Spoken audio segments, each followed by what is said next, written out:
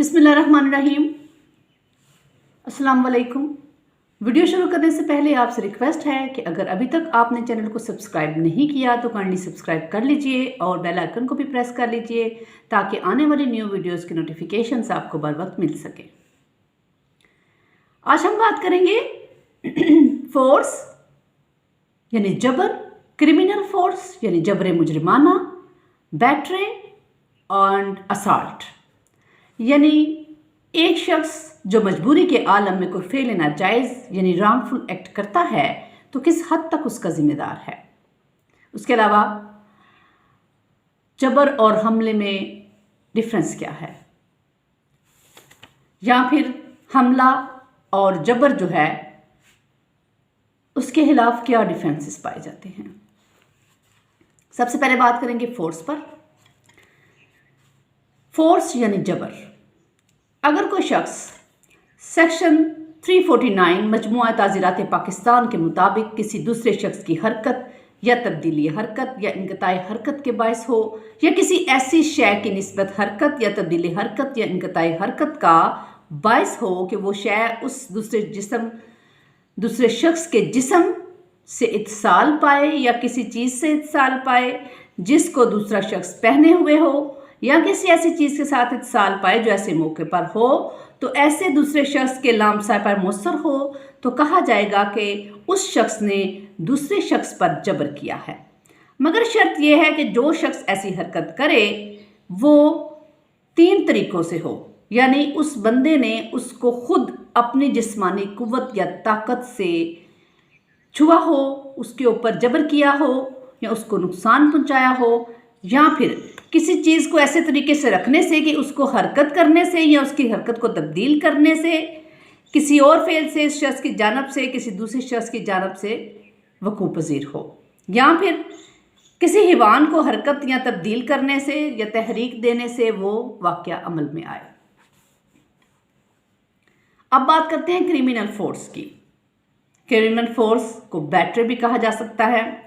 दफ़ा 350 ताज़ीरात पाकिस्तान में जो मुजरिमाना जबर की तारीफ की गई है वो ये है, whoever intentionally uses force to any person without that person's consent in order to committing of any offense or intending by the use of such force to cause or knowing it to be the likely that by the use of the such force he will cause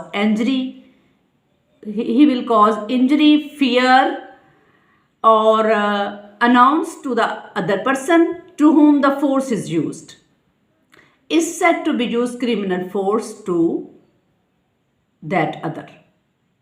यानी जो कोई शख्स किसी जुर्म के इर्तिकाब के लिए किसी शख्स पर कसदन जबर करे इस नीयत से या इस अमर के इस्तेमाल के इल्म से कि ऐसा जबर करने से, ऐसी फोर्स इस्तेमाल करने से उस शख्स को जिस पर फोर्स इस्तेमाल की गई है नुकसान पहुंचाए, खौफ पहुंचाए या रंज पहुंचाएगा तो उस शख्स ने दूसरे शख्स पर जबर मुजरिमाना किया यानी क्रिमिनल फोर्स का इस्तेमाल किया।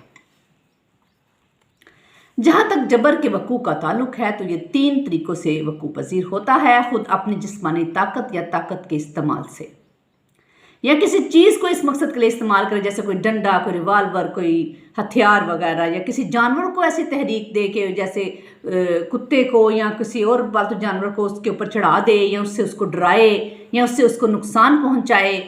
अगर जबर करने में ये नीयत शामिल हो कि उस शख्स को जिस पर जबर किया जाएगा वो नुकसान पहुंच जाए या वो खौफज़दा हो जाए या उसको कोई दुख पहुंचे तो ऐसा जबर जो है, जो ऐसा फोर्स है, ये क्रिमिनल फोर्स मुजरिमाना हद तक पहुंच जाता है।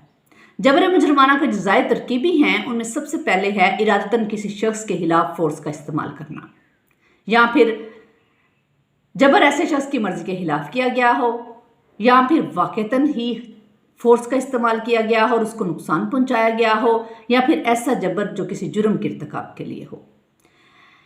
जबर जो है वो इंजर्ड पर्सन को नुकसान, खौफ या रंज पहुंचाने के लिए हो। हाई कोर्ट पंजाब ने करार दिया कि जबर मुजरिमाना का इस्तेमाल इंसानी जिस्म के खिलाफ होता है, लिहाजा जबर करने वाला और जिस पर जबर किया जाए दोनों की मौजूदगी की ज़रूरत है। दफ़ा 349 ताज़ीरात पाकिस्तान में जबर की जो तारीफ की गई है جبکہ دفعہ 350 تعزیرات پاکستان میں ان 2 امور کی وضاحت کی گئی ہے جو ایک جبر کو جبر مجرمانہ میں تبدیل کر دیتے ہیں، یعنی فورس کو کرمنل فورس میں تبدیل کر دیتے ہیں۔ وہ 2 امور جو ہیں ان میں سب سے پہلے یہ ہے کہ جبر کسی شخص پر اس کی مرضی کے خلاف جرم کی نیت سے کیا جائے۔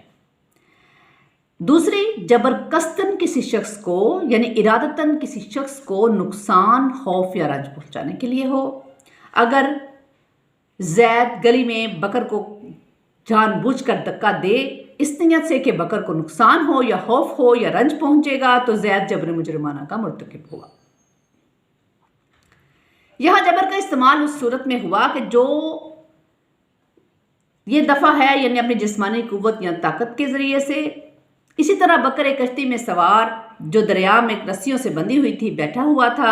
زید نے جان بوجھ کر رسے کھول کر کشتی کو دریا میں دھکا دے دیا اور اس کی نیت یہ تھی کہ بکر کو نقصان یا رنج یا خوف پہنچایا جائے۔ زید جبر کا مجرمانہ جو ہے مرتکب ہوا، یعنی کرمنل فورس کا مرتکب ہوا۔ دوسری صورت میں یعنی کوئی چیز جبر کے ارتکاب کے لیے استعمال ہوئی۔ اسی طرح بشیر طاہر پر طاہر کی بلا رضامندی اپنے کتے کو دوڑنے اور جپٹنے کی تحریک کرے اس نیت سے کہ طاہر کو کوئی انجری پہنچے یا خوف یا دکھ پہنچے گا تو بشیر تیسری صورت میں حیوان کو حرکت دے کر کرمنل فورس کا مرتکب ہوا۔ اسی طرح اگر ملزمان ایک شخص کو مارنے کے لیے لاٹھیاں اٹھا لیں جو اپنے بچاؤ کے لیے بھاگ رہا تھا تو قرار پایا کہ ملزمان جبر مجرمانہ کے مرتکب ہوئے۔ اسی طرح اگر شوہر اپنی بیوی کو حملہ لے جائے تو جبر مجرمانہ نہیں ہوگا، لیکن اگر شوہر بیوی کو رنج، خوف یا نقصان پہنچائے تو پھر وہ کرمنل فورس کا مرتکب ہوگا۔ اس طرح اگر مالکان کی غیر موجودگی میں ملزمان تالا توڑ کر مکان میں داخل ہوئے تو پھر جبر مجرمانہ کے مرتکب نہ ہوئے، کیونکہ جبر کے لیے فریقین کی موجودگی ضروری ہے۔ بس اوقات جبر اور جبر مجرمانہ جو ہیں وہ دونوں ساتھ ساتھ ہوتے ہیں۔ زید نے ایک عورت کے منہ سے قصداً نقاب اتار دیا، زید جبر کا مرتکب ہوا۔ اگر اس نے ایسا اس کی نیت سے کیا کہ عورت کو دکھ، رنج یا نقصان پہنچے تو پھر وہ جبر مجرمانہ کا مرتکب ہوا۔ اب بات کرتے ہیں حملہ یعنی اسالٹ کی۔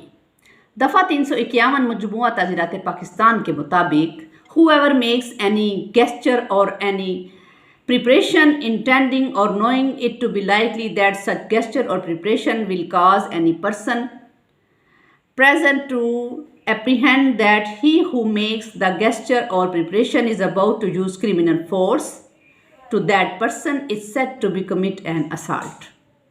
جو شخص کوئی صورت بنائے یا تیاری کرے اس نیت سے کہ اس امر کے علم ہوتے ہوئے بھی کہ اس صورت بنانے یا تیاری کرنے سے کوئی شخص حاضر موقع پر تصور کرے کہ صورت بنانے یا تیاری کرنے والا شخص اس پر عنقریب جبر مجرمانہ کرنے والا ہے تو کہا جائے گا کہ مذکورہ شخص جو ہے وہ حملے کا مرتکب ہوا ہے۔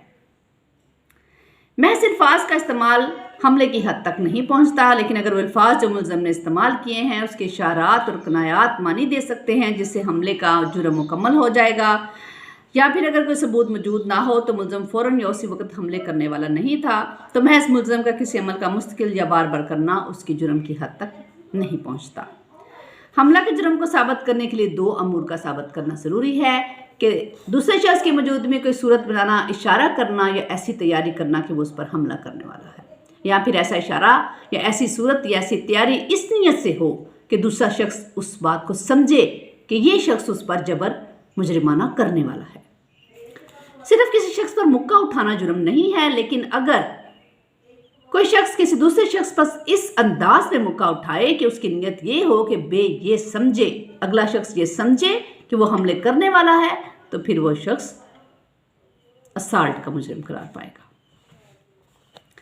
زید چند افراد کی موجودگی میں ایک لکڑی کی طرح جھپٹے اور زور سے پکارے کہ آج بکر کا سر پھاڑ دوں گا۔ اس کا رویہ اور لہجہ اس بات کی نشاندہی کرے کہ وہ بکر کو مارنے والا ہے تو زید بکر پر حملے کا ذمہ دار قرار پائے گا۔ الہ آباد ہائی کورٹ نے AIR 1932 الہ آباد 322 میں قرار دیا کہ ایسی صورت بنانا یا تیاری کرنا جس سے حاضر موقع شخص یہ سمجھے کہ اس کے خلاف جبر مجرمانہ کا ارتکاب ہونے والا ہے، حملہ کے مترادف ہے۔ کسی کے گھر اینٹیں پھینکنا دفعہ 153 کے تحت حملہ ہے، کیونکہ اینٹیں پھینکنا ایسی صورت بنانا ہے جس سے حاضر موقع شخص سمجھتا ہے کہ جبر مجرمانہ کا ارتکاب ہونے والا ہے۔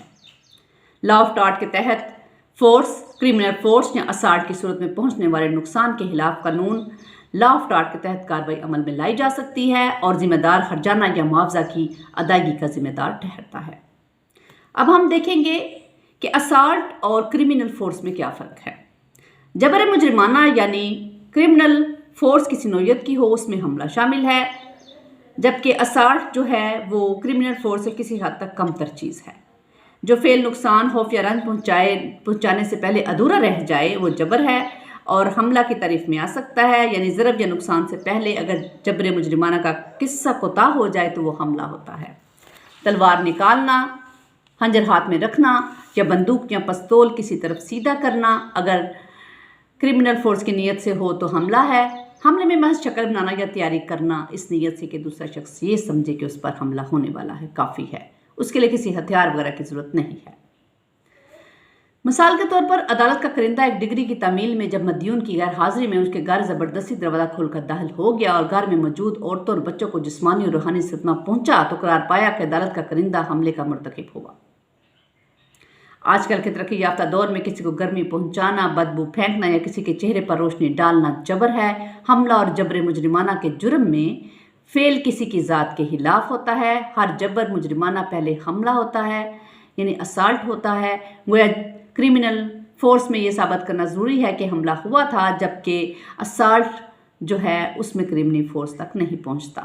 اگر ایک شخص دوسرے شخص پر پستول اٹھائے اور دوسرے شخص کو معلوم ہو کہ پستول خالی ہے، اب اگر کوئی شخص لبلبی دبا ہی دے حملہ نہیں ہوگا، کیونکہ ایسی صورت میں دوسرا شخص یہ باور نہیں کرتا کہ اس پر حملہ ہوگا۔ اسی طرح سے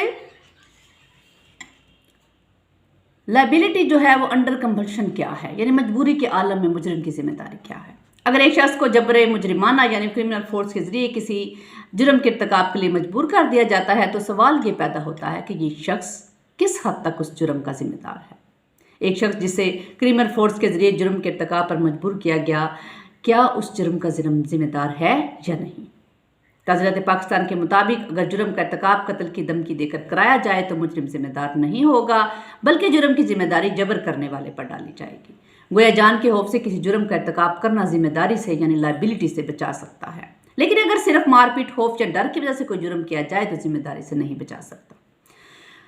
جبر مجرمانہ یعنی کرمنل فورس کے ذریعے جرم کا ارتکاب عمومی مستثنیات میں آتا ہے، یعنی ایکسیپشنز میں آتا ہے، جس میں برڈن آف پروف مجرم پر ہے کہ وہ ثابت کرے کہ اس نے ایسا جبر قتل کے خوف سے کیا۔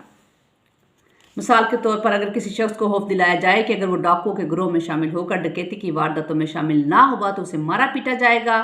اب اگر مار پیٹ کے خوف سے وہ ڈکیتی کا مرتکب ہوا ہے تو اس کا یہ عذر قابل قبول نہیں ہوگا۔ البتہ اگر اسے قتل کی دھمکی دی جائے اور وہ یہ سمجھے کہ اگر اس نے ڈاکوؤں کے ساتھ مل کر ڈکیتی نہ کی تو وہ اسے قتل کر دیں گے تو اس کا عذر قبول ہے اور اس پر لائبلٹی نہیں آئے گی۔ اب آ جاتی ہیں جسٹیفیکیشنز یعنی جوازات۔ اسالٹ فورس اور کرمنل فورس یعنی بیٹری کے خلاف لا آف ٹارٹ کی کارروائی میں چند امور جو ہیں ان کو بطور ڈیفنس پیش کیا جا سکتا ہے۔ گویا یہ موقف اختیار کیا جا سکتا ہے کہ جس نے ایسے فعال بیجا کیے ہیں، ایسے رانگفل ایکٹس کیے ہیں، ان کے پاس ان کا جواز موجود تھا، تو اس قسم کے ڈیفنسز ہو سکتے ہیں، جیسے کہ اسالٹ یا فورس یا بیٹری جو ہے وہ حفاظت خود اختیاری یعنی سیلف ڈیفنس کے تحت ہوا ہے۔ اس طرح جائیداد کا دفاع اور تحفظ مقصود تھا اور جو حملہ یا جبر یا مجرمانہ کے بغیر ممکن نہیں تھا، یا پھر مداخلت بیجا کے خلاف ایسا کرنا مجبوری تھی۔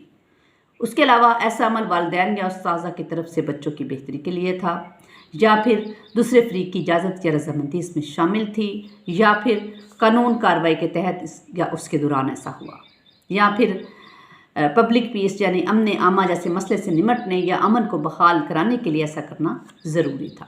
یہ تھی کچھ اہم باتیں جو فورس، کرمنل فورس یعنی بیٹری، اسالٹ کے حوالے سے تھیں اور ان کے ڈیفنسز تھے جو آپ کے ساتھ شیئر کیے ہیں۔ نیکسٹ انشاءاللہ نیو ٹاپک کے ساتھ آپ کی خدمت میں حاضر ہوں گے۔ دعاؤں میں یاد رکھیے گا۔ اللہ تعالیٰ آپ کا اور میرا حامی ناصر ہو۔ شکریہ۔